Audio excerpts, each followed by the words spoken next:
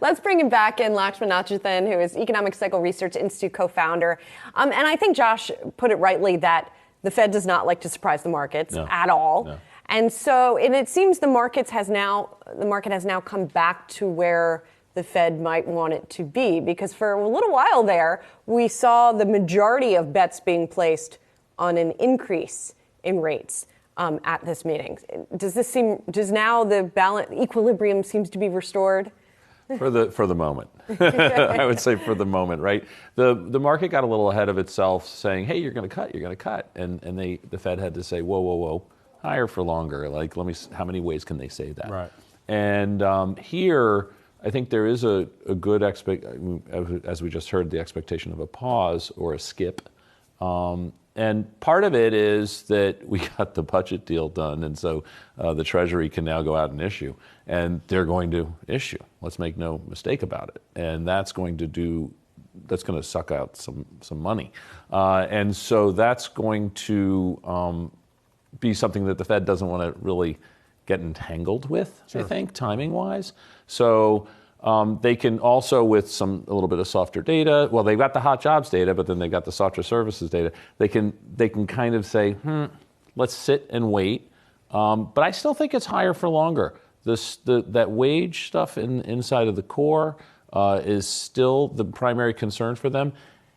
Powell, bottom line, does not want to be the second coming of Arthur Burns, who let inflation get out of control. Yeah. He said, I must get that inflation fighting credibility back for the Fed. And I believe him. Do you believe, and to what extent do you believe, that the Fed has to discuss the survey data that came forward, even though we got a big headline beat on the jobs number last week? I think they'll discuss it all. I mean, this is bigger picture. I think fundamentally they're not very good at forecasting inflation. Yeah. I mean, it's not a secret, right? And so therefore they end up being a bit more reactionary. And when you have that framework, there's the choice of two bad things, right? It's do I have a recession, or do I have inflation? And I think of those two things. He's saying I'd rather have the recession. And that's the path that the Fed is on in order to break the back of inflation. The only thing that can be surprising is if something breaks. And so we saw the banks, some of the regional banks, earlier this year, and that wasn't big enough, or they were able to tape that over a bit.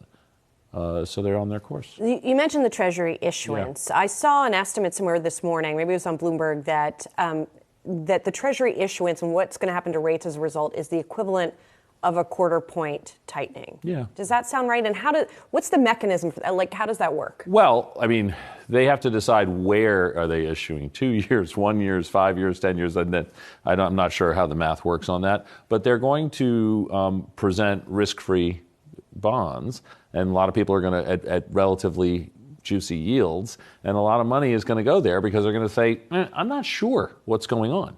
Right. It's not like it used to be where you didn't get a return on this kind of investment. And so there is a challenge. I mean, yes, there are some stocks that are just knocking the cover off the ball right now, without a doubt, and those are very exciting. But for a broad portfolio, you can't just bet on that. You have to do something more balanced. I think this is definitely a competitor, and it's going to suck some money up, and that's a tightening. Absolutely. Okay, so now as we game this out, I mean, we've heard bank CEOs call for a Q3 2023 recession. Are we any kind of further aligned to that now or further away from it based on what we've seen? Well, look, I think directionally, so the primary thing I can offer is what direction are we changing direction?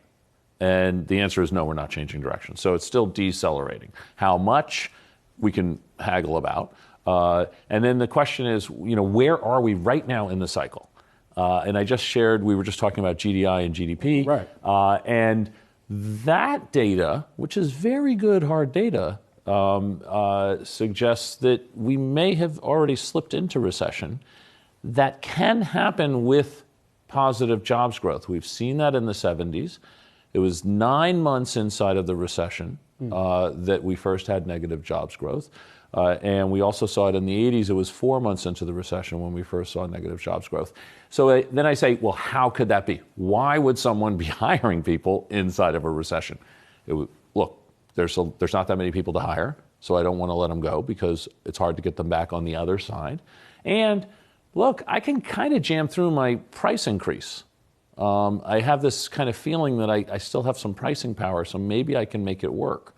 But the reality is, with inflation eating even the production of stuff, making it more expensive, managers now are saying, all right, we're going to cut back on the work week. That's that first edge. If the work week was going the other way, I think I'd have more of a challenge in my story. But the work week growth is actually decelerating. Are we seeing temp jobs also get cut down? Is that another leading indicator? Yes, those are leading indicators, and also discretionary stuff. So now when you look at earnings, and even Apple, right? Apple's going to talk about AI. They should. For all the reasons that we just heard. But is the phone, I'm a big Apple consumer, is that non-discretionary or discretionary? Yeah. And do I need the latest one right now?